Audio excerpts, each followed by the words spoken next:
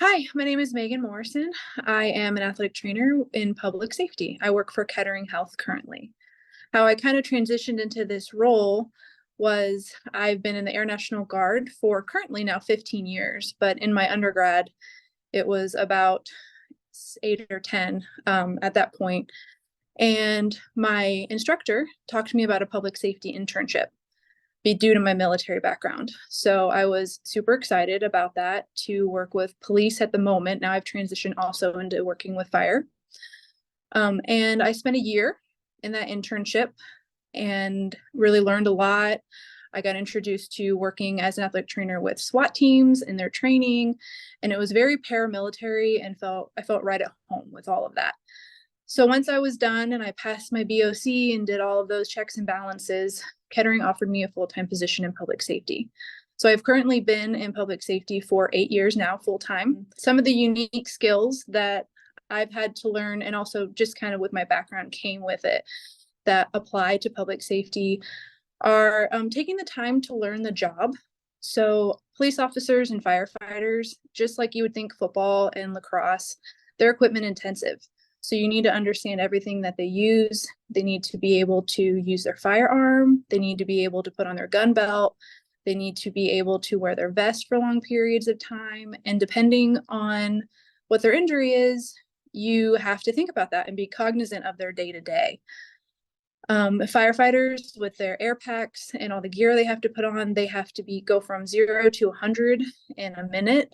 When that alarm goes off, they're expected to react. So you have to think about all of that and really take the time to understand their job and do research. They, especially police officers, also fire and EMS, they kind of deal with a bunch of, I guess, bull crap all the time.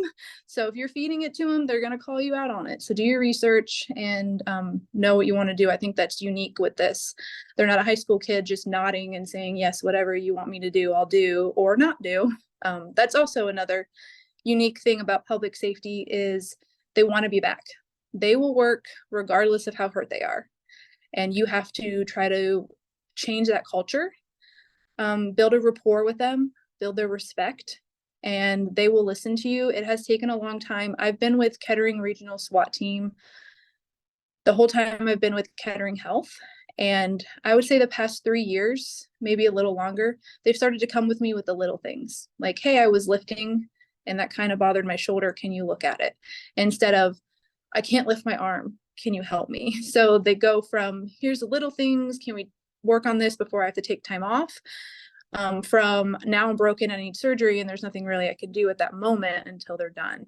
So really taking the time to speak with them and let them understand why you're there and your why, and that you're there to help them improve and stay safe on duty, which is number one for them, especially in this line of work. Safety is key, if you can imagine. With my background, working with public safety, going to the shooting range with them in the military, I've learned care under fire. So self-aid, buddy aid, TCCC, which is tactical casualty care, combat care.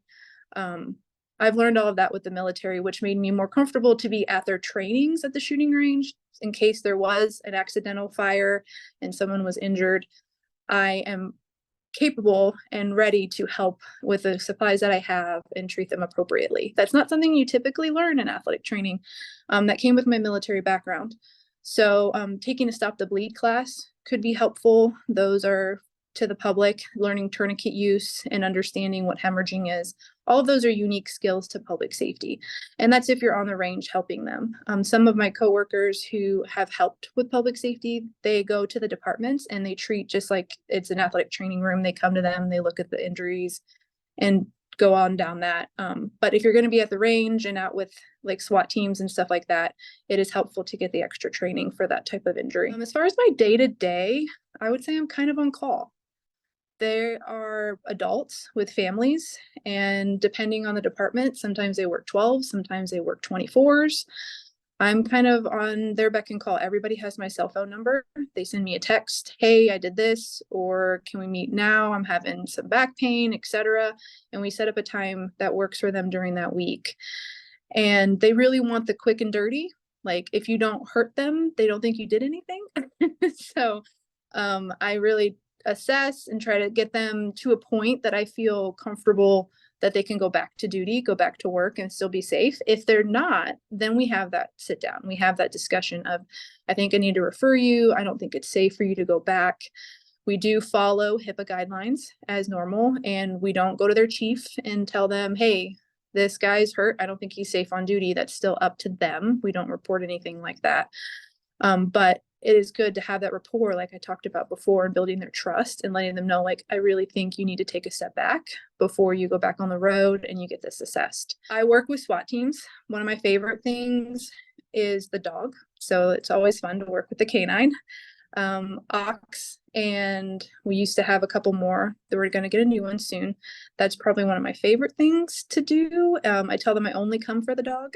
I don't really care about them. No, just kidding. But the dogs are my favorite. So that's public safety kind of in a nutshell. Like I said, I've been doing it for 8 years and I've learned a lot and have an enormous amount of respect for all the individuals that do public safety, police, fire, and EMS. They work really hard and a lot of times it's a thankless job. So if you have any more questions, please reach out to COPA with OATA, and good luck out there.